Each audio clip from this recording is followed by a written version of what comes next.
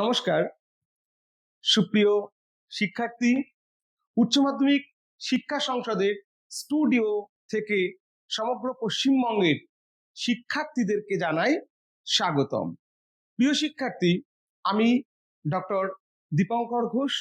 আমি তোমাদের সামনে আজকে উপস্থাপিত করব ইতিহাসের একটি অজানা অধ্যায়।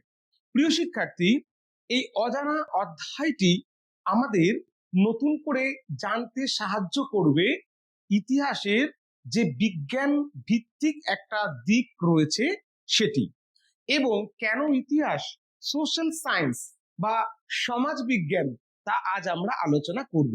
তবে হ্যাঁ, ক্লাস শুরুর আগে আমি পশ্চিমবঙ্গের উচ্চ মাধ্যমিক শিক্ষা সংসদের মাননীয় সভাপতি, মাননীয় সচিব, মাননীয় অ্যাসিস্ট্যান্ট সেক্রেটারি মহাশয় এবং উচ্চ মাধ্যমিক শিক্ষা সংসদের সর্বস্তরের কর্মীবৃন্দ এবং পশ্চিমবঙ্গের প্রতিটি বিদ্যালয়ের শিক্ষক শিক্ষিকা এবং শিক্ষার্থীদের গৃহে টিচিং অ্যাসিস্ট্যান্ট হিসেবে যারা রয়েছেন তাদেরকে শ্রদ্ধা জানিয়ে আজকে আমরা আমাদের ক্লাস শুরু করব। প্রিয় শিক্ষার্থী, আজকের আমাদের আলোচ্য বিষয় হচ্ছে দ্বাদশ শ্রেণীর প্রথম অধ্যায়ের যে টপিকসটি রয়েছে আমি সেটি আজকে আলোচনা করব। আমাদের আলোচ্য বিষয় হচ্ছে পর্যটকদের দৃষ্টিতে Bharat, India through the eyes of the travellers. এই ক্লাসটি আমাদের জ্ঞান চেতনার পাশাপাশি কিন্তু আমাদের জানতে সাহায্য করবে বিদেশি ভ্রমণকারীরা তারা ভারতবর্ষকে কেমন ভাবে দেখেছে, ওই সময়কার ভারতের রাজবংশগুলি বা কেমন ছিল, জানতে পারবো আমরা ভারতের সমাজ এবং রাষ্ট্র ব্যবস্থা সম্পর্কে। প্রিয় শিক্ষার্থী, আমরা টপিকসটি বোর্ডে লিখে দিই তোমাদের সুবিধার্থে। টপিকসটি হচ্ছে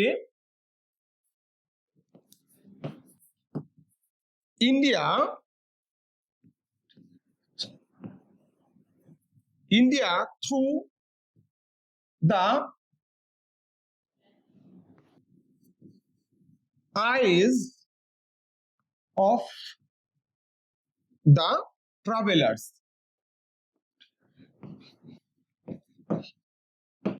যার বাংলা হচ্ছে পর্যটকদের দৃষ্টিতে ভারত। আমরা এই আলোচনাটা শুরু করবার আগেই আমরা একটা ছোট্ট চার্ট তৈরি করব, যে চার্টটা আমরা একবার দেখে নিলে আমাদের টোটাল অধ্যায়টা মুখস্থ হবেই হবে, যেটা আমাদের মার্কস পেতে সাহায্য করবে এবং আমাদের ক্লাসটাকে অনেক বেশি প্রাসঙ্গিক করে তুলবে। প্রিয় শিক্ষার্থী, এসো সুস্মিতা, অধীর, আমরা একসঙ্গে আজকে চার্টটা তৈরি করব, তারপরে আমরা বিষয়ে প্রবেশ করব। বিষয়টা হচ্ছে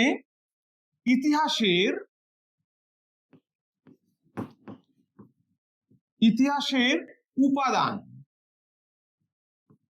তাহলে ইতিহাসের উপাদানকে আমরা ভাগ করছি দুটি ভাগে।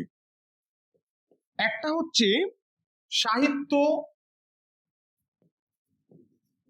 আর এই পাশে রয়ে গেছে আমাদের প্রত্নতত্ত্ব।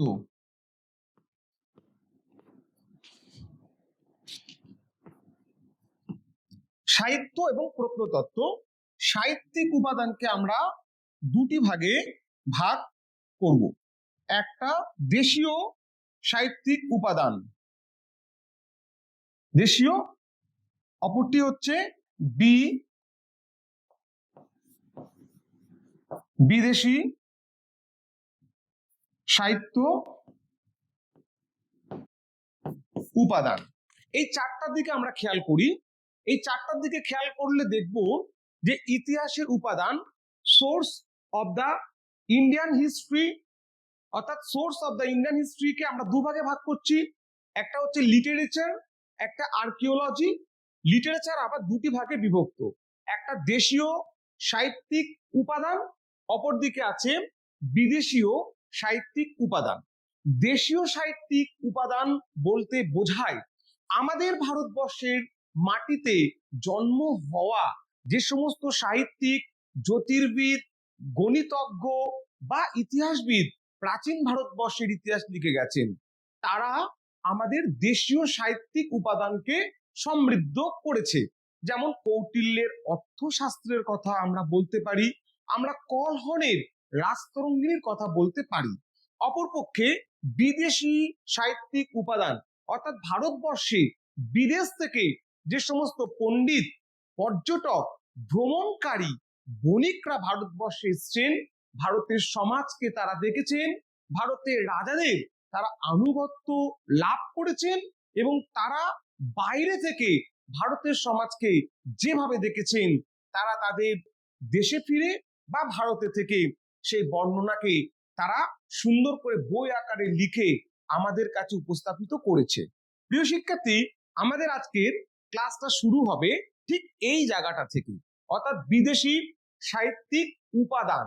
এই বিদেশি সাহিত্যিক উপাদান থেকেই কিন্তু জন্ম হচ্ছে বিদেশি পর্যটক যারা ভারতে এসে ভারতের সমাজের উপরে তারা তাদের অভিমত ব্যক্ত করেছে। আমরা গত ক্লাসগুলোতে আলোচনা করেছি আমাদের নয়নিকা, আমাদের নিপা, ইকবাল, তোমরা জানো প্রাচীন রোম ও গ্রীসের কথা। প্রাচীন রোমের ইতিহাস আলোচনা করতে গিয়ে আমরা সেখানে পেয়েছি হেরোডোটাস ও থুকিডিডিসের মতন ঐতিহাসিককে। হেরোডোটাস ও থুকিডিডিস তারা প্রাচীন গ্রীসের ইতিহাসকে সমৃদ্ধ করেছে। আবার আমরা যদি রোমের ইতিহাসের কথা লক্ষ্য করি, সেখানে দেখব পলিবিয়াস এবং লিভি প্রাচীন রোমের ইতিহাসকে সমৃদ্ধ করেছে।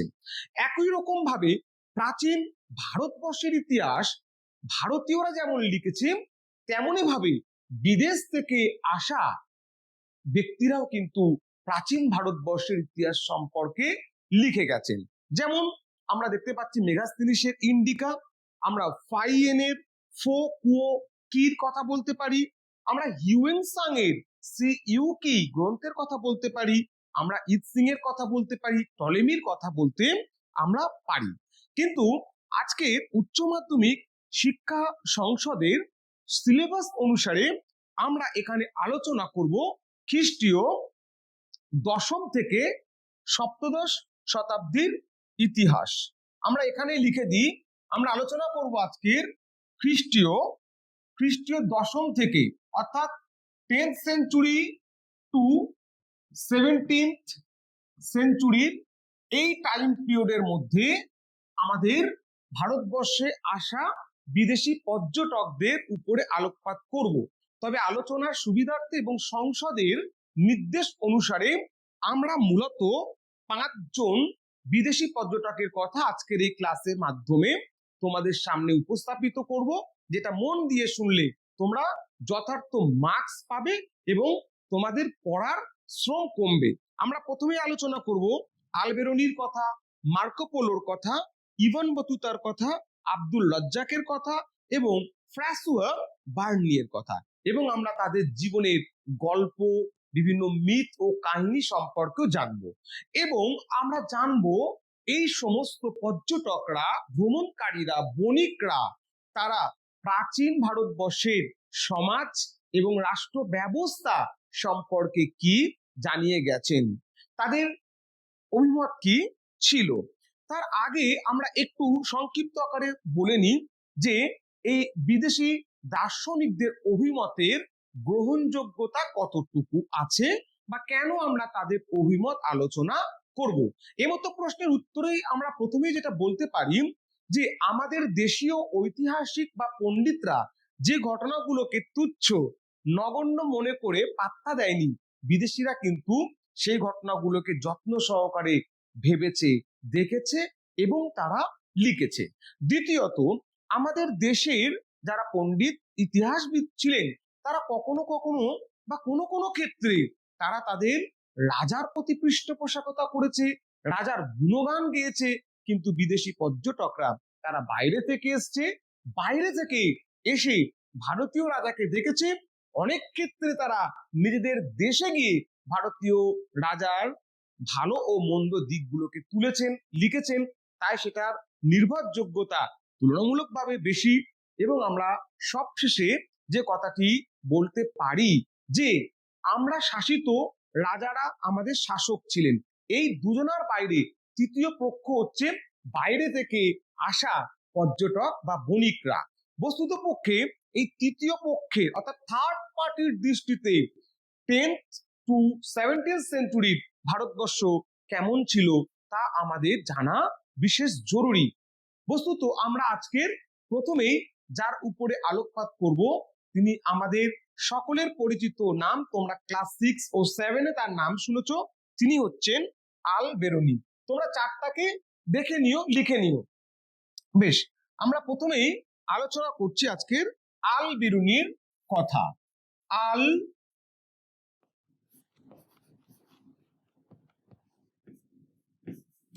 আল বেরুনি তার ইংলিশ নামটা হচ্ছে AL আল BIRUNI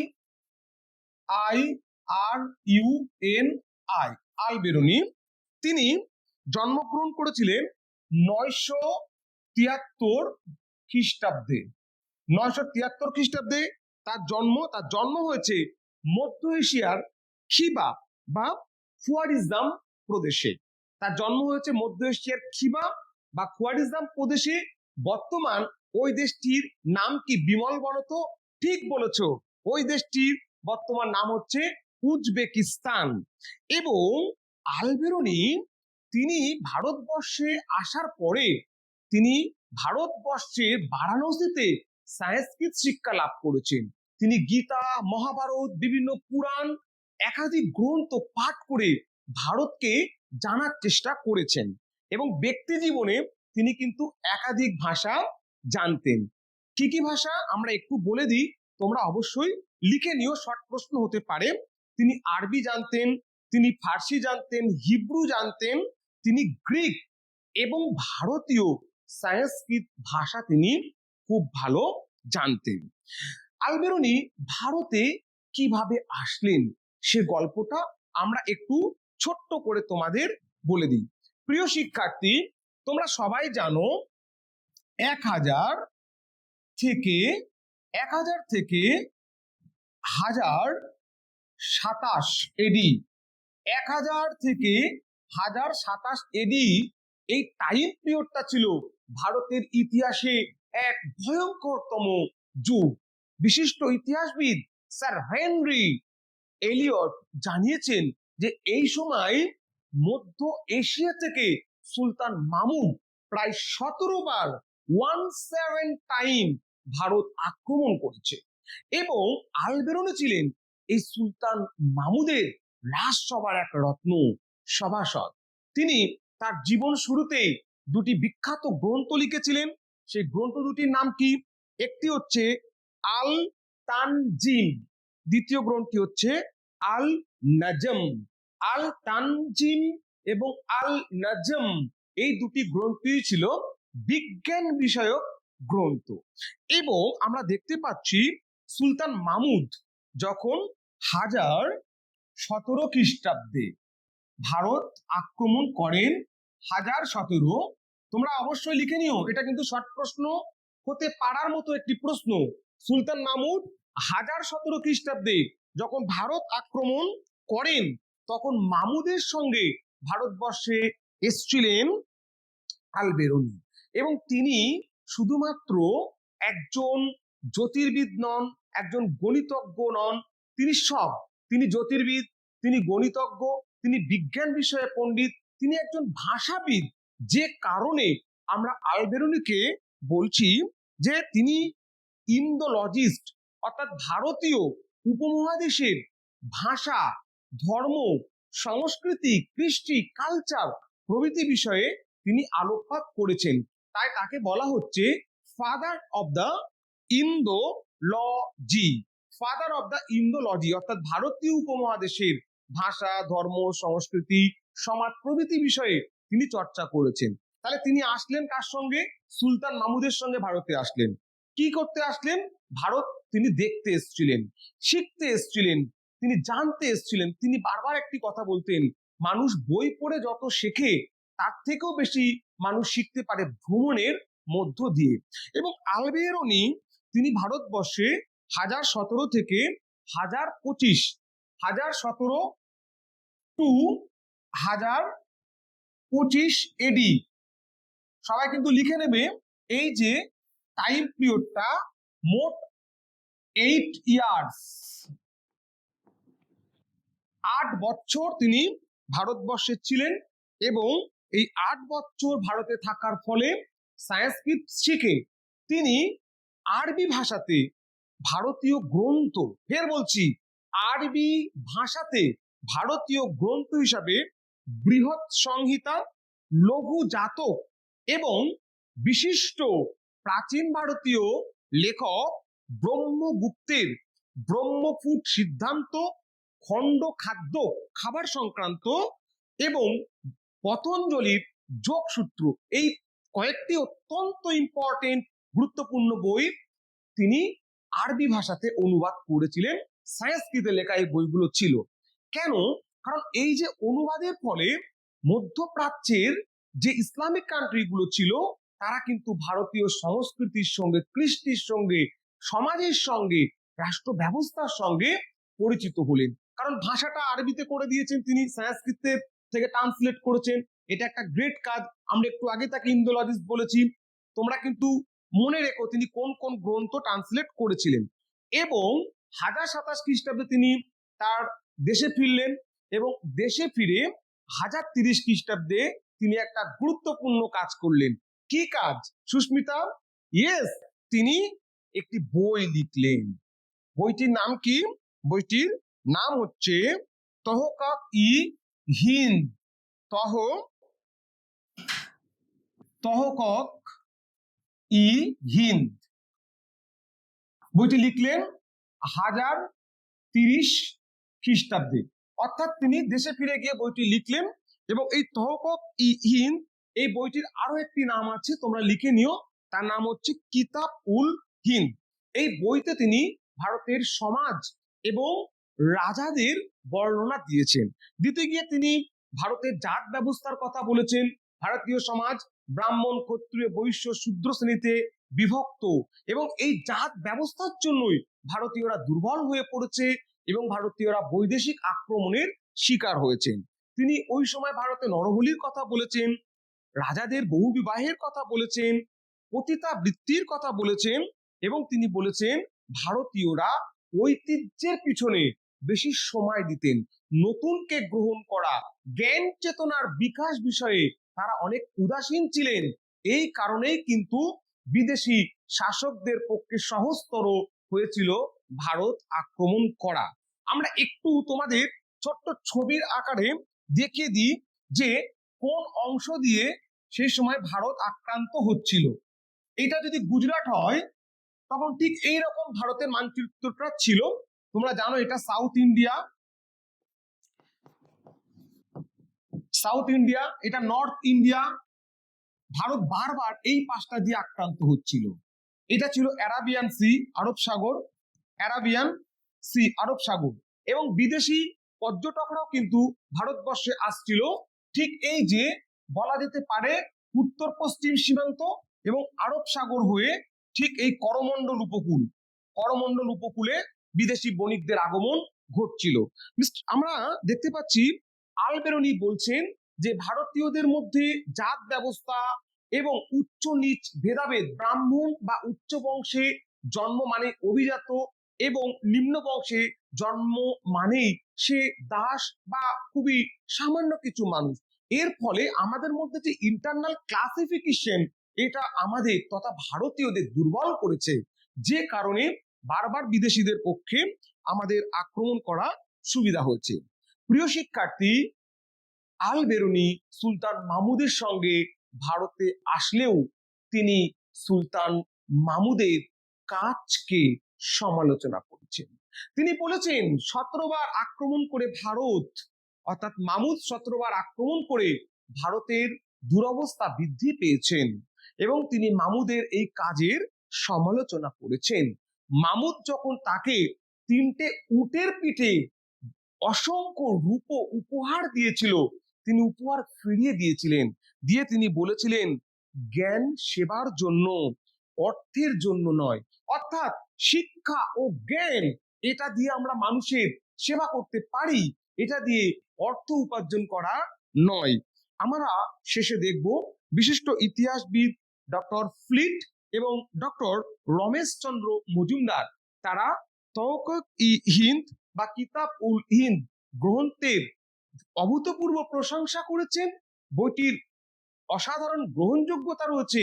তারা বলেছেন এই গ্রন্থটিকে বলা যেতে পারে ভারত কোষ, অর্থাৎ ভারতবর্ষের সমাজ এবং রাষ্ট্র ব্যবস্থা সম্পর্কে জানবার জন্য আলবেরনির তওকাক ই হিন্দ বা কিতাব উল হিন্দ গ্রন্থটি যথেষ্ট গুরুত্বের দাবি রাখে। এবং আমরা বলবো এই গ্রন্থটি কিন্তু আরবি ভাষাতে রচিত হয়েছে। তোমরা মাথায় রেখো, এই দিকপাল পণ্ডিত ব্যক্তির, যিনি একাধারে জ্যোতির্বিদ, একাধারে পর্যটক, একাধারে তিনি ভ্রমণকারী, ভূগোলবিদ, তিনি অ্যাস্ট্রোলজার ছিলেন। তার মৃত্যু হয়েছে 1048 খ্রিস্টাব্দে। তার মৃত্যু হয়েছে 1048 খ্রিস্টাব্দে, অর্থাৎ আমরা দেখতে পাচ্ছি 1048 খ্রিস্টাব্দে আলবেরনির মৃত্যু হচ্ছে কোথায়? আফগানিস্তানের, বর্তমান আফগানিস্তানের গজনিতে। তোমরা এটি মনে রেখো, 1048 খ্রিস্টাব্দে তার মৃত্যু হচ্ছে আফগানিস্তানের গজনিতে। প্রিয় ও স্নেহের শিক্ষার্থী, আমরা দ্বিতীয় পর্যায়ে আলোচনা করব মার্কো পোলোর কথা। মার্কো পোলোর কথাও আমি জানি তোমরা অলরেডি শুনেছ। আমরা খুব সহজ সরল ভাবে, একদম সিম্পল সহজ সরল ভাবে এটাকে তোমাদের কাছে উপস্থাপিত করব, যাতে ইতিহাসটা তোমাদের কাছে আনন্দ ও রসময় হয়ে ওঠে। মার্কো পোলো, আমি নামটা ইংলিশে লিখছি, Marco, MAR CO, Marco POLO, polo, Marco polo. তিনি ইতালি থেকে এসেছিলেন। কোথা থেকে এসছেন? Italy, ITALY। সুদীপ তুমি দেখতে পাচ্ছ তো? Very good. সুরজিৎ তুমি দেখতে পাচ্ছ? Very good. Marco polo POLO, তিনি ইতালি থেকে এসছেন। মার্কো পোলোর জন্ম হয়েছে কোথায়? সুব্রত, রাইট। তার জন্ম হয়েছে 1254 খ্রিস্টাব্দে। মার্কো পোলোর জন্ম হয়েছে 1254 খ্রিস্টাব্দে ইতালির ভেনিস শহরে। তিনি ছিলেন বণিক অর্থাৎ ব্যবসায়ী, আবার অভিযাত্রী অর্থাৎ ভ্রমণকারী। এবং আমরা দেখতে পাচ্ছি মার্কো পোলো খুব কম বয়সে, অর্থাৎ যখন তার 6 বছর বয়স, 6 বছর বয়সে তার কাকা ছিলেন মাফিও পোলো এবং তার পিতা ছিলেন নিকোলো পোলো, তাদের সঙ্গে তিনি ভ্রমণে বেরিয়েছিলেন। এবং তিনি বিশ্ব ভ্রমণ করে পৃথিবীর বহু দেশ তিনি ভ্রমণ করেছেন। ভ্রমণ করে তিনি একটা বিখ্যাত গ্রন্থ লিখেছেন। সেই গ্রন্থটির নাম হচ্ছে, তোমরা সবাই লিখে নেবে, the travels, TRAVEL, the travels of Marco POLO। প্রিয় শিক্ষার্থী, সুন্দর করে বইটা লিখে নাও, the travels of Marco Polo. এবং এই গ্রন্থটির বাংলা হচ্ছে বিশ্বের বর্ণনা, the description of the world. এবং এই বইটির ইতালি ভাষায় নাম ছিল কি? ইতালি ভাষায় নাম একটু জেনে রেখে দিতে হবে এটা আমাদের। সেটি হচ্ছে ডেভিসমেন্ট ডু মন্ডে। ডেভিসমেন্ট ডু মন্ডে, অর্থাৎ কোন সময় পরীক্ষাতে আসতেও পারে যে বইটির ইতালি ভাষায় কি নাম ছিল? ডেভিসমেন্ট ডু মন্ডে। আমরা দেখতে পাচ্ছি মার্কো পোলো তার এই গ্রন্থটিকে তিনি 4টে ভাগে বিভক্ত করেছেন। জাস্ট গল্পের আকারে তোমরা শুনে নাও। প্রিয় শিক্ষার্থী, প্রথম অধ্যায় কি? প্রথম অধ্যায় হচ্ছে মধ্যপ্রাচ্য এবং মধ্য এশিয়ার ভূমির বর্ণনা, অর্থাৎ আমাদের যে মধ্যপ্রাচ্য আছে এবং মধ্য এশিয়া, বলা যেতে পারে ভারতের উত্তর পশ্চিম সীমান্ত থেকে আরো পশ্চিমের যে ভূখণ্ডগুলো রয়েছে সেই এলাকাগুলোর তিনি ল্যান্ড ডেসক্রিপশন দিয়েছে প্রথম খণ্ডে। এবং দ্বিতীয় খণ্ডে এই বইটির তিনি সিল্ক রুট দিয়ে, আমরা আবার ইন্ডিয়ান ম্যাপটা আঁকার প্রয়োজন অনুভূত করছি। এই যে যদি আমরা ভারতকে একটু, ম্যাপটা গন্ডগোল হতে পারে, তোমরা বুঝে নিও, যদি এইরকম একটা ভারত ধরি, ঠিক এইরকম একটা জায়গা দিয়ে কিন্তু সিল্ক রুট আনুমানিক ছিল। সিল্ক রুট এদিকে আছে তোমার চীন। তো এই যে ঠিক ভারতের কাশ্মীর বা উপর দিয়ে যে সিল্ক রুট, এই সিল্ক রুট দিয়ে তিনি চীনে গিয়েছেন এবং চীনের শাসক কুবলাই খায়ের সঙ্গে তার মিত্রতা হয়েছে। তিনি চীনে গিয়েছিলেন তার পিতার সঙ্গে। যখন কুবলাই খাঁর দরবারে তিনি পৌঁছেছিলেন, তার পিতাকে কুবলাই খাঁ জিজ্ঞাসা করেছিল, এই সুদর্শন ছেলেটি কে? তিনি বলেছিলেন, প্রভু এটি তো আপনার দাস, আপনার সেবার জন্য এসছে।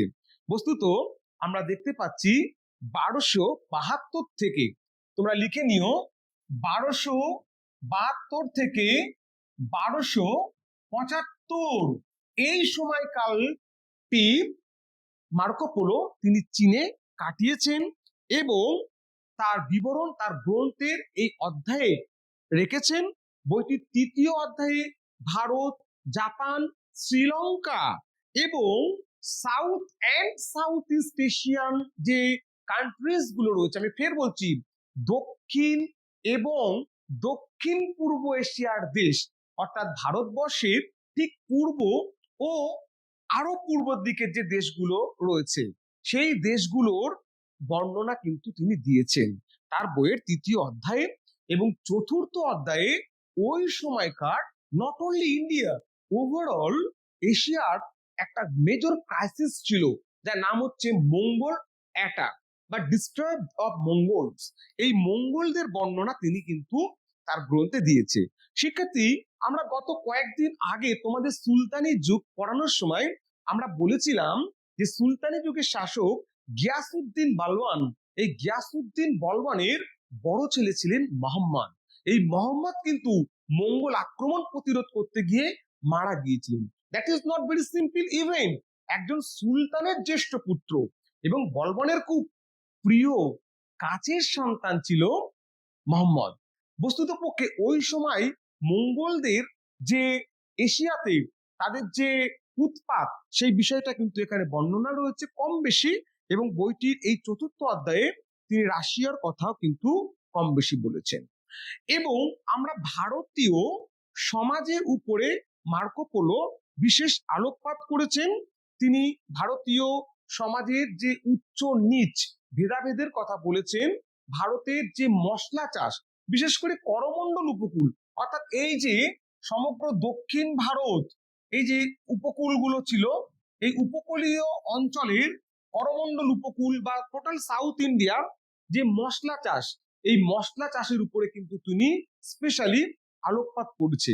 কারণ ভারত থেকে কিন্তু মশলা আমরা দেখতে পাচ্ছি অ্যারাবিয়ান সি ধরে ইউরোপিয়ান কান্ট্রি বা তোমার মধ্য এশিয়া বা প্রাচ্যের দেশগুলোতে কিন্তু রপ্তানি হয়েছে, আমরা সেগুলো কিন্তু জানতে পাচ্ছি। একই সঙ্গে ভারতীয়দের যে স্থবিরতা এবং ব্যাকওয়ার্ডনেস, যেমন নরখাদকের কথা, পতিতাবৃত্তির কথা, সমাজে বর্ণ বিভক্তির কথা, ব্রাহ্মণদের উচ্চাধিকারের কথা, মন্দিরে দেবদাসী প্রথার কথা আমরা কিন্তু তার বিবরণ থেকে জানতে পারছি। সর্বোপরি যেটা সিল্ক রুট বা রেশম পথ, এটা মনে রাখতে হবে কিন্তু সিল্ক রুট, সিল্ক আমরা সুন্দর করে লিখে দিচ্ছি silk, SILK, silk, RUTE, route. এই সিল্ক রুটের উপরে কিন্তু at present government of India, government of China তারা বেশ বিভিন্ন রকমের ভাবনা চিন্তা কিন্তু করছে। এই সিল্ক রুটের বর্ণনা পাচ্ছি বা পরিচয় পাচ্ছি। এবং তিনি ভারতবর্ষে এসে আমরা দেখতে পাচ্ছি উড়িষ্যার যে কোণার্কের সূর্য মন্দির, তিনি কিন্তু সেটা ভ্রমণ করেছিলেন। একদমই অঙ্ক না, ঠিক বলেছ। বর্তমানে কোণার্কের সূর্য মন্দির এটা ইউনেস্কোর ওয়ার্ল্ড হেরিটেজ সাইট হিসাবে স্বীকৃত। এখানে কিন্তু মার্কো পোলো এসেছিলেন এবং তিনি তা পরিভ্রমণ করে তা লিখেছেন। এবং তিনি উড়িষ্যা থেকে আরো দক্ষিণে, অর্থাৎ ভারতবর্ষের যে সাউথ ইন্ডিয়াটা আছে, এখানে যদি উড়িষ্যা হয়, ঠিক আরো দক্ষিণে এই চেন্নাই, এই চেন্নাইও কিন্তু তিনি এসেছিলেন। এখানে আছে বে অফ বেঙ্গল, বঙ্গোপসাগর। তিনি চেন্নাই এসে গিয়েছিলেন সেন্ট টমাস দা অ্যাপোস্টেল নামক তোমার সমাধিস্থলে। প্রিয় শিক্ষার্থী, এটা কিন্তু তোমাদের মনে রাখতে হবে, সেন্ট টমাস দা অ্যাপোস্টেল নামক সমাধিস্থল, যেটা বর্তমান দক্ষিণ ভারতের তামিলনাড়ু রাজ্যের চেন্নাইতে অবস্থিত। কেন মনে রাখতে হবে? কথিত আছে যীশু খ্রিস্টের 12 জন যে প্রেরিত দূত বা ধর্ম প্রচারক, তাদের মধ্যে একজন ছিলেন সেন্ট টমাস। তিনি খ্রিস্টীয় প্রথম শতকে ভারতবর্ষের চেন্নাই এসেছিলেন, মানে যেটা দক্ষিণ ভারত, মানে বলা যেতে পারে মালাবার উপকূলে তিনি এসছেন, এবং তিনি এখানে খ্রিস্ট ধর্ম প্রেরণ করতে আসলে আনফর্চুনেটলি তীরের আঘাতে তার মৃত্যু হয়েছিল এবং তার সেখানে সমাধি করা হয়েছিল, যেটা খ্রিস্টান ধর্মাবলম্বী মানুষদের কাছে একটা পবিত্র স্থান রূপে বিবেচিত। এবং আমরা দেখতে পাচ্ছি যে সেটি তিনি ভ্রমণ করেছেন, তার বর্ণনা তিনি দিয়েছেন। একই সঙ্গে এই বইটিতে থেকে আমরা জানতে পাচ্ছি, অর্থাৎ the travels of Marco polo থেকে আমরা জানতে পাচ্ছি যে চীনের শাসক কুবলাই খান তিনি মার্কো পোলোর থেকে ইউরোপের রোমের চার্চ, গির্জা এবং পোপ, পাদ্রি এবং রোমান আইন, সমাজ ব্যবস্থা সম্পর্কে জ্ঞান অর্জন করেছেন। তিনি মৃত্যুর পূর্বে, মার্কো পোলো মৃত্যুর পূর্বে বলছেন, আমি যা দেখেছি তার অর্ধেক লিখেছি বা বলেছি।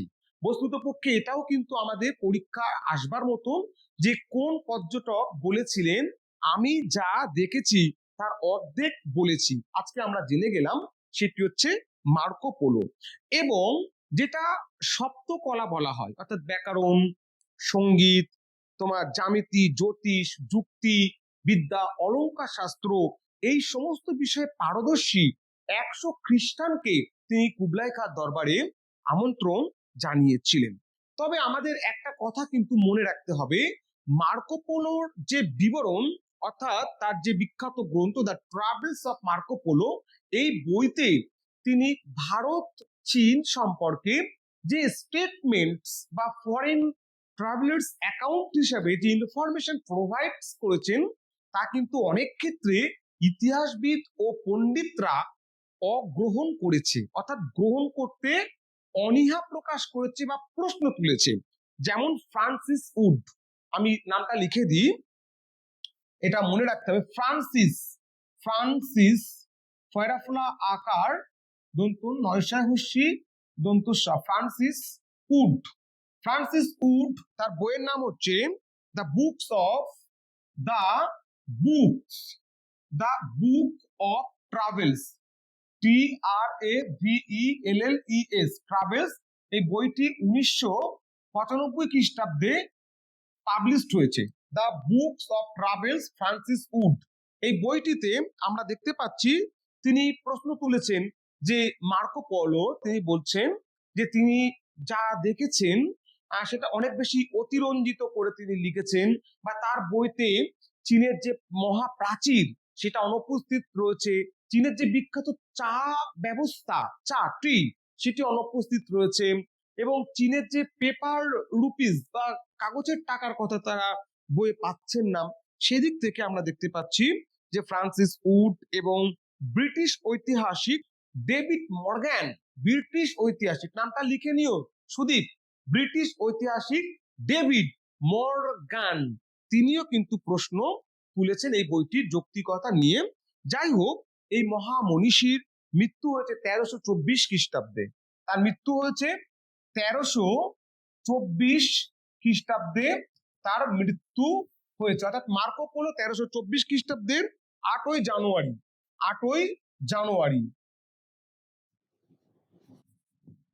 8ই জানুয়ারি 1324 খ্রিস্টাব্দের 8ই জানুয়ারি তার মৃত্যু হচ্ছে ইতালির ভেনিস শহরে। বর্তমানে তার নামে একটা বড় এয়ারপোর্ট হয়েছে, মার্কো পোলো ইন্টারন্যাশনাল এয়ারপোর্ট, সম্ভবত একটু তোমরা দেখে নিও যতটুকু আমরা মনে করতে পারছি। আমরা তৃতীয় পর্যায়ে আলোচনা করব ইবন বতুতার কথা।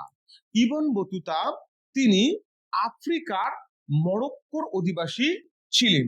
আমরা একটু নামটা লিখে দিই, Ibn Battuta, IBN, Ibn Battuta, BATTUTA,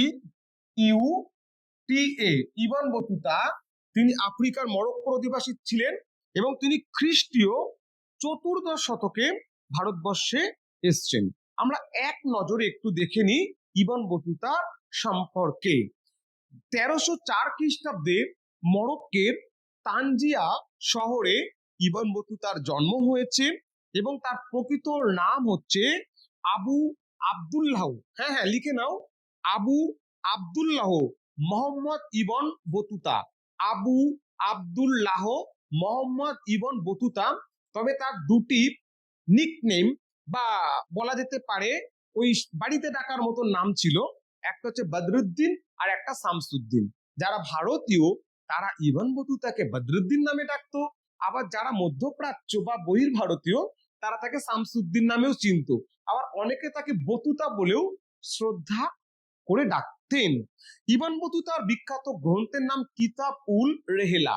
তার বিখ্যাত গ্রন্থের নাম হচ্ছে কিতাব, কিতাব কে আই টি এ বি, কিতাব উল রেহেলা, কিতাব উল রেহেলা, আর আই এইচ এল এ, রেহেলা।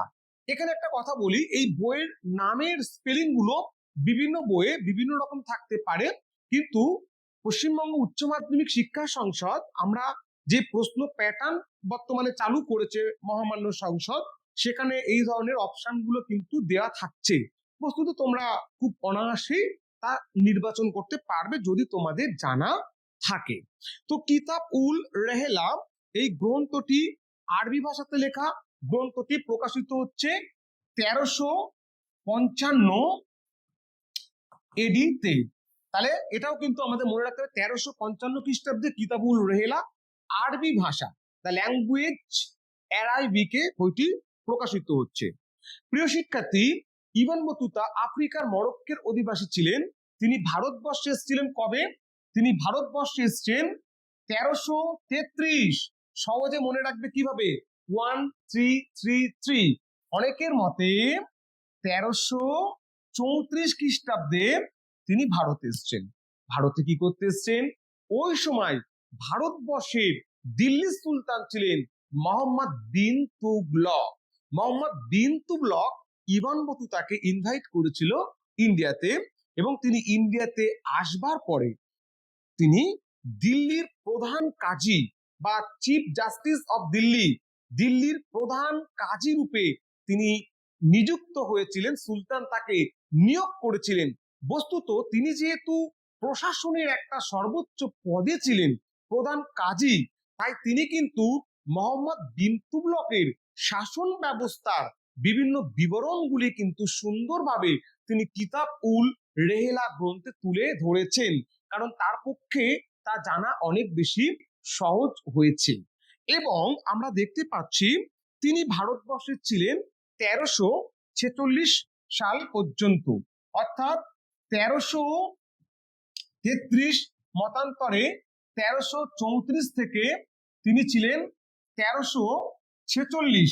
এই টাইম পিরিয়ড পর্যন্ত মোট 9 বছর তিনি ভারতবর্ষে ছিলেন।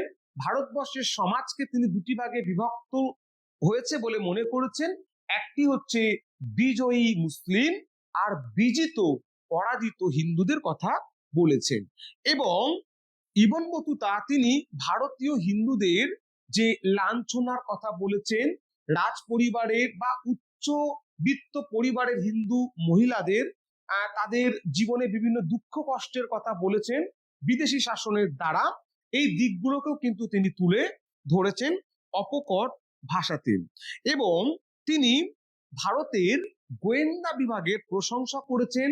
আর সব থেকে বড় কথা, ইবন বতুতা তিনি দেশ থেকে অর্থাৎ ভারত থেকে তার নিজের দেশে ফিরে যাওয়ার পরে তিনি তার বইটি লিখেছিলেন। সেটি একদমই বলা যেতে পারে যে রাষ্ট্রীয় বা সরকারি নিয়ন্ত্রণ মুক্ত হয়ে, অর্থাৎ তার কোনো ভয় ছিল না, যেটা তিনি দেখেছেন সেটাই তিনি বলেছেন। এবং তিনি দক্ষিণ ভারতের মুসলিম বস্ত্রের কথা উল্লেখ করেছেন অত্যন্ত সম্মানের সঙ্গে, এবং বলেছেন এই বস্ত্র সাধারণ মানুষের ব্যবহারের বা ক্রয় ক্ষমতার বাইরে ছিল।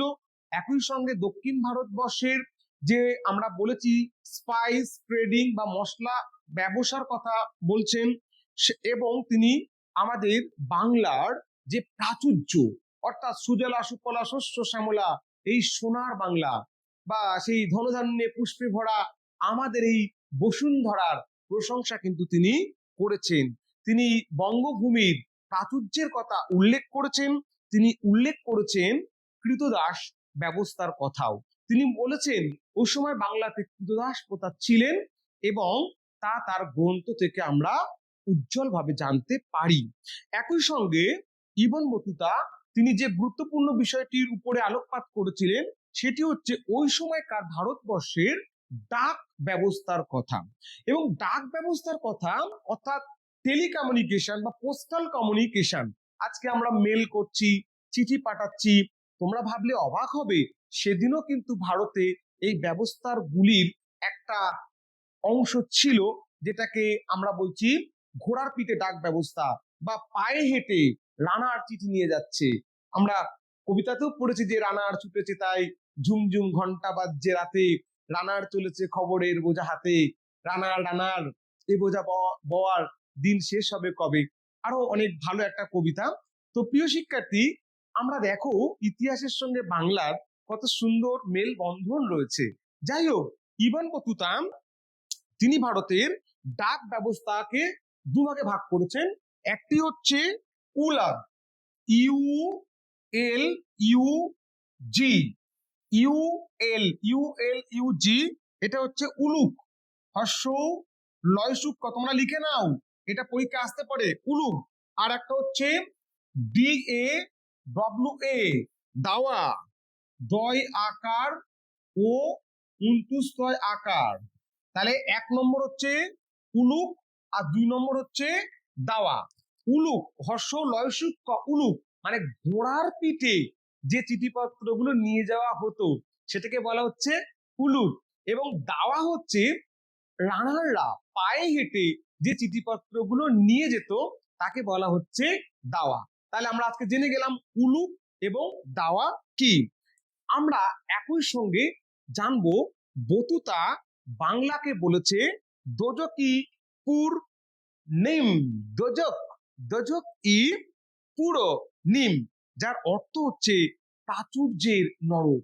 অর্থাৎ তিনি বলছেন বাংলাতে শস্য শ্যামলা সুখাদ্য এতটাই ছিল যে সেটাকে ভাষায় বর্ণনা করা যায় না। তবে তিনি বাংলাকে অন্ধকারাচ্ছন্ন মনে করেছেন এবং তিনি বলছেন যে মধ্য এশিয়ার মানুষরা এটাকে বলছে ঐশ্বর্যের নরক। যাই হোক, আমরা শেষে জানবো তার বিখ্যাত উক্তি, যেটা সমগ্র ছাত্র সমাজের মনে রাখা উচিত। তিনি বলেছিলেন যে জ্ঞান অর্জনের কোনো সীমানা নেই, অর্থাৎ আমাদের প্রত্যেকেরই জানার কোনো সীমানা নেই। এবং আমি পৃথিবী ভ্রমণ করেছি জ্ঞানের জন্য, অর্থাৎ জানবার ক্ষুধাতে, জানবার তৃষ্ণাতে তিনি সমগ্র পৃথিবী ভ্রমণ করেছেন। পৃথিবীর প্রায় 44টি দেশ তিনি ভ্রমণ করেছেন। প্রিয় শিক্ষার্থী, আমরা শেষের দিকে চলে এসেছি। আমরা এবারে জানবো আব্দুল রজ্জাকের কথা। আমাদের পরবর্তী ঐতিহাসিক বা পর্যটক হচ্ছেন আব্দুল রজ্জাক। আব্দুল রজ্জাক, আমরা নামটা লিখে দিই তোমাদের সুবিধা হবে। Abdul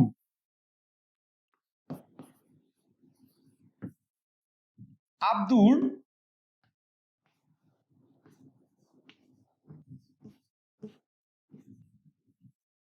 Abdul Razzak, A B D U R R A Z Z A K. Spelling গুলো বিভিন্ন রকম থাকতে পারে বইয়ে, কিন্তু সংসদ নির্ধারিত বইগুলোকে ফলো করবে। এবং আমাদের তো কোশ্চেন এখন অপশন থাকছে, কাজেই অসুবিধা হওয়ার কথা নয়। আব্দুল রজ্জাকের জন্ম হচ্ছে 1413 খ্রিস্টাব্দে তোমার বর্তমান আফগানিস্তানের হিরাটে। আমি ফের বলছি, আফগানিস্তানের হিরাটে। এবং তার প্রকৃত নাম হচ্ছে কামাল উদ্দিন আব্দুল রজ্জাক ইবন ইসাক সামরকান্দি। হ্যাঁ হ্যাঁ হ্যাঁ, লিখে নাও, তার প্রকৃত নাম হচ্ছে, সুরজিৎ লিখে নাও, কামাল উদ্দিন আব্দুল রজ্জাক ইবন ইসাক সামরকান্দি। সঞ্চিতা, আমি কিন্তু তোমার খাতা চেক করব। অনন্যা, আমিও খাতা চেক করব। নামটা আমি ফের বলছি, কামাল উদ্দিন আব্দুল রজ্জাক, কামাল উদ্দিন আব্দুল রজ্জাক ইবন ইসাক সামরকান্দি। এবং তিনি ভারতবর্ষে এসেছিলেন 1442 খ্রিস্টাব্দে। এটাও কিন্তু শর্ট কোশ্চেনে আসবার মতন, 1442 খ্রিস্টাব্দে তিনি ভারতবর্ষে এসেছেন। তখন ভারতের রাজা কে ছিলেন? তিনি ভারতবর্ষে এসেছেন একদম দক্ষিণ ভারতে, অর্থাৎ এই অংশটাতে তিনি এসছেন। ভারতবর্ষের এই অংশটাতে তিনি এসছেন। এই অংশটার তখন ছিল, আমরা দেখতে পাচ্ছি যে বিজয়নগর নামে একটি সাম্রাজ্য। আমরা আরো পরিষ্কার করে ব্যাপারটা লিখি। এই যে দক্ষিণ ভারত, এই তুঙ্গভদ্রা এবং কৃষ্ণা নদীর মাঝখানে রায়চুর দোয়াব, এখানে বিজয়নগর, বিজয় বয়সী বর্গীজ উন্তুস্ত দন্তান্ন গড় র, বিজয়নগর। এই বিজয়নগর নামে একটি রাজ্য ছিল। এই রাজ্যটি অনেক বড়, বিস্তৃত। আব্দুল রাজ্জাকের কথা অনুসারে পায়ে হেঁটে প্রায় 3 মাস এই রাজ্য অতিক্রম করতে লাগতো সময়।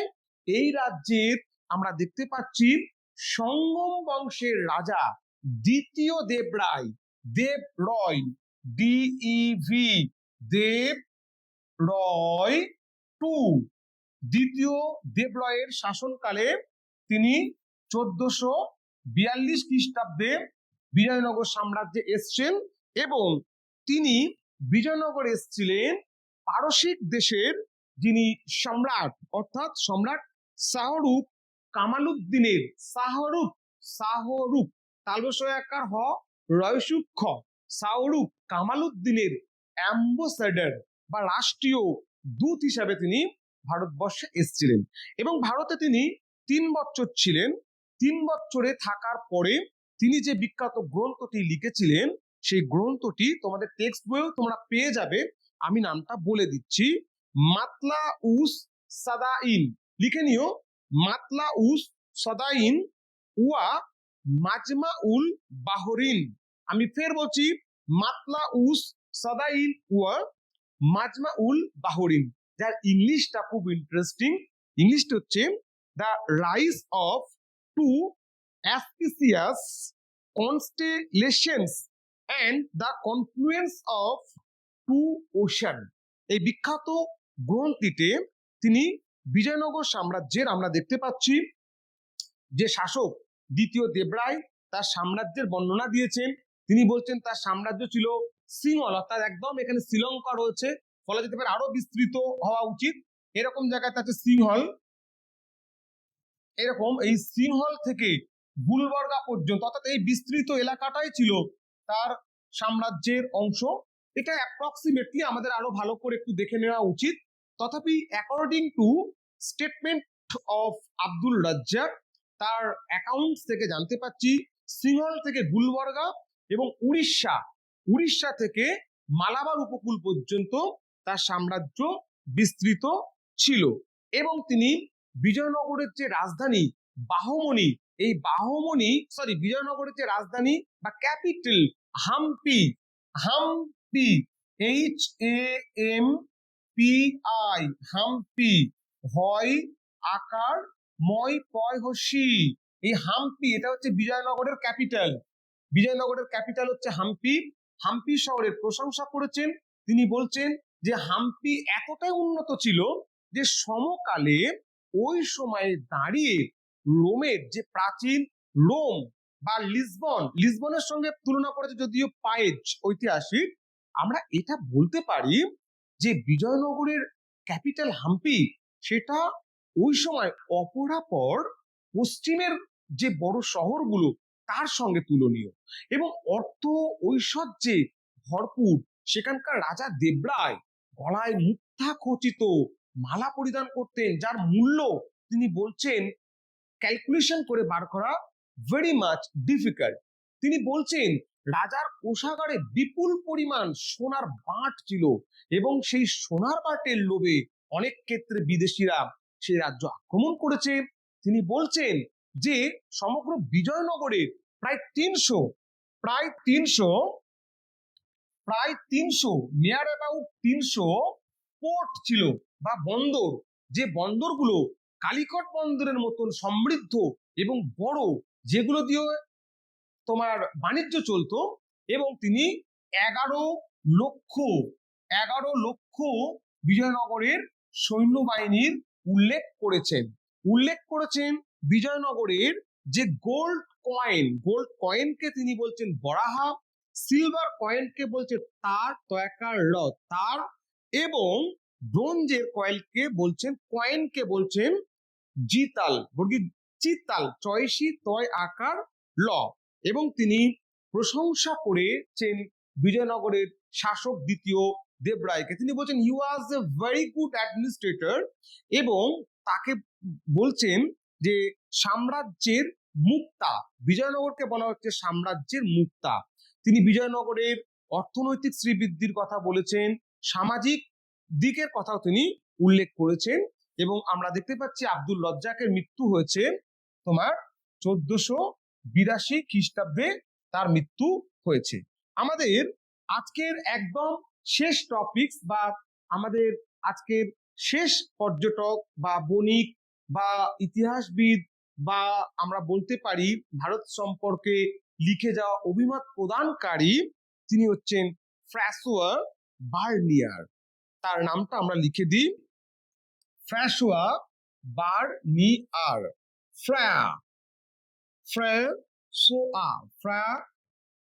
ফ্রাঁসোয়া, তোমরা নামটা অবশ্যই লিখে নিও, ফ্রাঁসোয়া বার্নিয়ার। বয়াকার দন্ত নয় ফসি উন্তুস্তয় আকার র। আমি কিন্তু প্রত্যেকের খাতা দেখব। ফ্রাঁসোয়া বার্নিয়ার তিনি কোথা থেকে এসছেন? ফ্রান্স থেকে এসছেন, এবং তিনি ছিলেন কিন্তু একজন চিকিৎসক। হি ওয়াজ এ ফিজিশিয়ান, অর্থাৎ Francois Bernier he was a physician, একজন চিকিৎসক। তিনি 1620 খ্রিস্টাব্দে 1620 খ্রিস্টাব্দের 25শে সেপ্টেম্বর লিখে রাখবেন, 25শে সেপ্টেম্বর ফ্রান্সের আজু প্রদেশে জন্মগ্রহণ করেছেন, এবং 1658 থেকে 1659 খ্রিস্টাব্দে, অর্থাৎ ভারতবর্ষে তখন মুঘল সাম্রাজ্য চলছে, এবং মুঘল সম্রাট জাহাঙ্গীরের পরে শাহজাহান যখন সিংহাসনে বসেছেন, শাহজাহানের রাজত্বকালের শুরুর দিকে আমরা দেখতে পাচ্ছি বিশিষ্ট চিকিৎসক ডক্টর ফ্রাঁসোয়া বার্নিয়ার ভারতবর্ষে এসছেন। অর্থাৎ তিনি চিকিৎসক বলে আমরা ডক্টর কথাটি ব্যবহার করেছি, কিন্তু বইয়ে ফ্রাঁসোয়া বার্নিয়ারই থাকবে। তিনি ভারতবর্ষে এসছেন, এবং আমরা দেখতে পাচ্ছি যে শাহজাহানের বড় ছেলে অর্থাৎ জ্যেষ্ঠ পুত্র দারা শিকো, নামটা আমি লিখে দিই কারণ তোমাদের পরীক্ষায় থাকতে পারে হয়তো বা। দারা শিকো, দয়াকার রয় আকার, দারা শিকো, এই দারা শিকোহ তার সঙ্গে তিনি 12 বছর তার ব্যক্তিগত চিকিৎসক হিসাবে ছিলেন। অর্থাৎ ফ্রাঁসোয়া বার্নিয়ে নামটা ফের বলছি, ফ্রাঁসোয়া বার্নিয়ে তিনি সম্রাট শাহজাহানের জ্যেষ্ঠ পুত্র দারা শিকোর ব্যক্তিগত পার্সোনাল ফিজিশিয়ান হিসেবে 12 বছর তিনি ভারতে অবস্থান করেছেন, এবং ভারতবর্ষ সম্পর্কে তিনি যে মূল্যবান গ্রন্থটি লিখেছেন সেই গ্রন্থটির নাম হচ্ছে ট্রাভেলস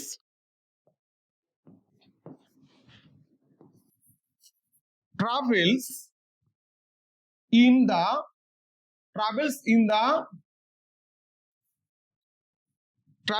দ্য মুঘল এম্পায়ার।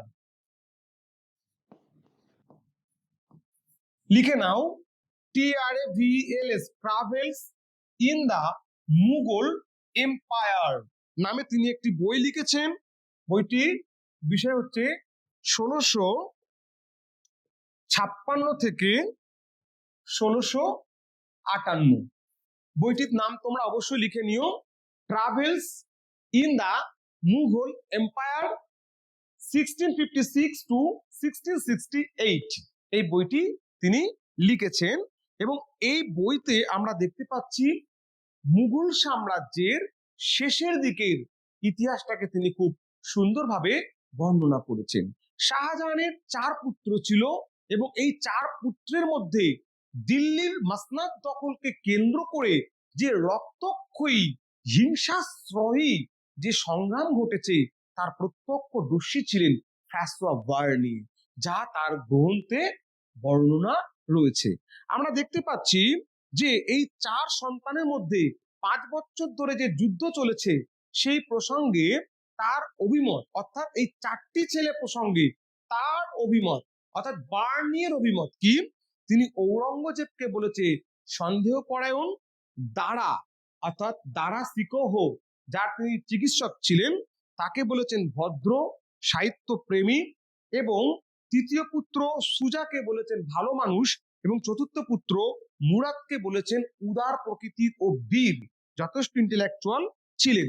এবং ফ্রাঁসোয়া বার্নিয়ে মুঘল যুগের শেষ পর্বের তিনটি অত্যন্ত রক্তক্ষয়ী ও এই সাম্রাজ্যের ধ্বংসকারী যে যুদ্ধ হিসাবে আমরা বলতে পারি সামুগড়ের যুদ্ধ, ধর্মাটের যুদ্ধ এবং বাহাদুরগড়ের যুদ্ধ, এই যে তিনটি যুদ্ধ মুঘল সাম্রাজ্যের পতনের একাধিক কারণের মধ্যে এই তিনটি যুদ্ধও এই সাম্রাজ্যকে পতনের দিকে নিয়ে গেছে, যার বর্ণনা কিন্তু বার্নিয়ের গ্রন্থ থেকে আমরা পেয়ে থাকি।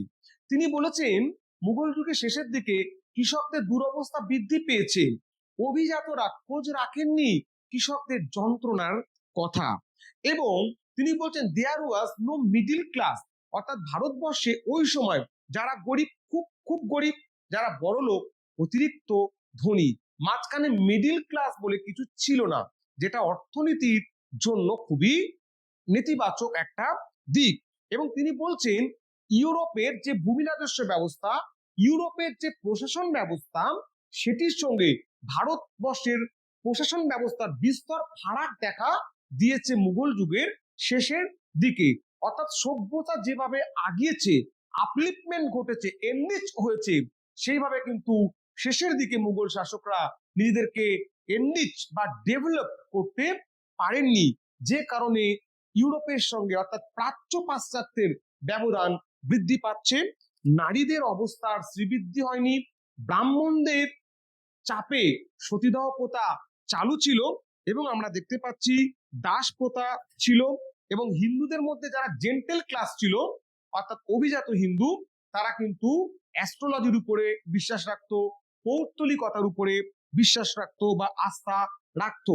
এবং তিনি জানাচ্ছেন মুঘল যুগের শেষের দিকে অস্বাস্থ্যকর অর্থনীতির আরেকটি দিক ছিল বিভিন্ন রকম ভাবে নজরানা আদায় করা, মানুষের থেকে উৎকোচ আদায় করা, ভেট আদায় করা, এবং মোগল শাসন ও বিচার ব্যবস্থাকে তিনি বলছেন শোষণমূলক, অর্থাৎ এটি মানুষের ঠিক হৃদয় জয় করতে আর পারছেন না। বিভিন্ন ধরনের শহরের উল্লেখ তিনি করেছেন, অর্থাৎ তিনি তীর্থ শহরের কথা বলছেন। যদি আমরা বলি তীর্থশহর বারাণসী, তিনি তীর্থস্থানকে কেন্দ্র করে গড়ে উঠেছে। নবদ্বীপ, যদিও নবদ্বীপ শহর না বোঝানোর সুবিধার্থে, আবার প্রশাসনিক শহর, যেমন প্রশাসনের কাজের জন্য, যেমন হুগলির চুঁচুড়া, এখানে কি সমস্ত ওই জেলার অ্যাডমিনিস্ট্রেটিভ সেকশনস গুলো রয়েছে, তাই মানুষ প্রশাসনিক কাজে চুঁচুড়াতে আসছে। আবার বাণিজ্য শহরের কথা তিনি বলছেন, অর্থাৎ মুঘল যুগের শহরগুলির বর্ণনাও তিনি দিয়েছেন। তবে তিনি দিল্লি আগ্রাকে বলছেন camp, CAMP, camp town, CAMP, camp, TOWN, camp town রূপে বর্ণনা করছেন। এবং তিনি বলছেন যে ওই সময় বাংলা ছিল মুঘল সাম্রাজ্যের শস্য ভান্ডার, এবং তিনি আক্ষেপ করেছেন ভারতীয়দের একটা টেন্ডেন্সি লক্ষ্য করে। তিনি বলছেন যদি কোনো ভারতীয় ব্যবসা বাণিজ্য সূত্রে আর্থিক শ্রীবৃদ্ধি ঘটতো, তাহলে তারা সোনা কিনে মাটির তলায় তা পুঁতে রাখতো এবং নিজেরা ভিখারির মতন জীবনযাপন করত। এটা অস্বাস্থ্য অর্থনীতির ইঙ্গিত বলে তিনি বর্ণনা করেছেন। স্ট্যানলি লেনপুল, আমরা সবাই জানি বিশিষ্ট ইতিহাসবিদ স্ট্যানলি লেনপুল, তার ঔরঙ্গজীব, OURANGZIV, ঔরঙ্গজীব গ্রন্থে ফ্রাঁসোয়া বার্নিয়ের গ্রন্থের প্রশংসা করেছেন, গ্রন্থটিকে তিনি মর্যাদা দিয়েছেন। একই সঙ্গে আমরা দেখব বিশিষ্ট সমাজবিদ বা বলা যেতে পারে বিশিষ্ট পণ্ডিত কার্ল মার্কস, তিনি তার বন্ধু ফ্রেডরিক অ্যাঙ্গেলসকে একটি চিঠি দিয়েছিলেন। সেই চিঠিতে তিনি জানিয়েছেন যে ফ্রাঁসোয়া বার্নি তিনি ভারতের যে বর্ণনা দিয়েছেন, তার বর্ণনা অনেকটা ইতিহাস রীতিবিজ্ঞান অনুসারে দক্ষতাপূর্ণ, যৌক্তিক, অর্থাৎ এটা অনুসরণ করণীয় বলে তিনি মনে করেছেন। প্রিয় শিক্ষার্থী, আমাদের আজকের ক্লাস যেটি ছিল যে 5টি পর্যটকদের চোখে ভারত, বা আমরা আরো সুন্দর করে বললে এটা হয় যে পর্যটকদের দৃষ্টিতে ভারত আলোচনার একদম শেষ পর্যায়ে আমরা কয়েকজনের কথা বলে দেবো, যে এই 5 জনের বাইরেও ভারতবর্ষে খ্রিস্টীয় 10ম থেকে সপ্তদশ শতাব্দীর মধ্যে আরো বহু মানুষ, চিকিৎসক, পণ্ডিত, বণিক, ভ্রমণকারী আগমন ঘটেছে, ধর্ম প্রচারকদের আগমন ঘটেছে, যাদের সকলের কথা বলা সম্ভব হয়নি। তার মধ্যেও আমরা বলে রাখি, তুরস্কের নৌসেনাপতি সিদি আলী রাইস, তিনি 1553 থেকে 1556 ভারতে এসছেন। Antony Monserrate, Antony Monserrate, Monserrate, Monserrate,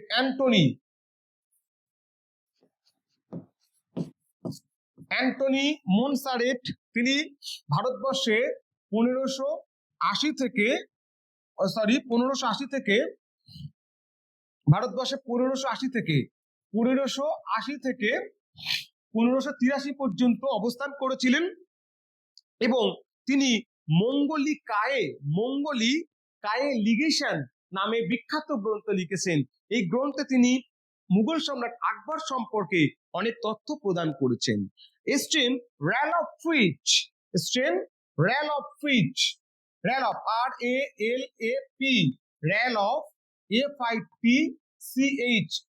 ফিচ, তিনি আকবর সম্পর্কে, মুঘল সম্রাট আকবর সম্পর্কে বহু তথ্য প্রদান করেছেন। এসছেন উইলিয়াম হকিন্স,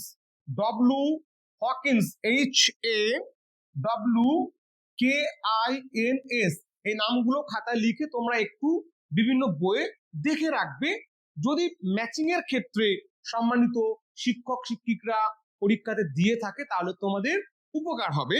উইলিয়াম হকিন্স, তিনি 1608 থেকে 1613 পর্যন্ত ভারতে ছিলেন এবং ভারত সম্পর্কে তার মূল্যবান অভিব্যক্তি ব্যক্ত করেছেন। এসছেন উইলিয়াম ফিনাচ, এডওয়ার্ড পেরি এবং আমরা বলতে পারি জেন তেভারনিয়ের কথা। Jean Tavernier travel in India, TRAVEL, travel in India, এই বইটি লিখেছেন তোমার তেভারনিয়ে, তয়কার ভয়াকার র দন্ত নয় হস্যি উনকুস্তয় একার, তেভারনিয়ে। তাহলে ট্রাভেল ইন ইন্ডিয়া, তেভারনিয়ে, তোমরা স্ক্রিনশট নিয়ে রাখতে পারো, তাহলে তোমাদের সুবিধা হবে। এবং এই নামগুলো লিখে নাও, র্যালফ ফিচ, ক্যাপ্টেন উইলিয়াম হকিন্স। র্যালফ ফিচ আকবরের সময় সম্পর্কে বর্ণনা করেছেন এবং ক্যাপ্টেন হকিন্স 1608 থেকে 1613 পর্যন্ত বর্ণনা করেছেন। এবং আমরা দেখতে পাচ্ছি যে ট্রাভেল ইন ইন্ডিয়া এই গ্রন্থের লেখক হচ্ছে তেভারনিয়ে, তিনিও ভারতবর্ষের ওই সময়কার ইতিহাস বর্ণনা করেছেন। এবং নিকোলা ভেনেলিয়ান মানুচি, আমরা সংক্ষিপ্ত আকারে বলবো মানুচি, এটা তোমরা মানুচি, অনেক বেশি তোমরা এই নামটা শুনেছ, মানুচি। তার বইয়ের নাম কি?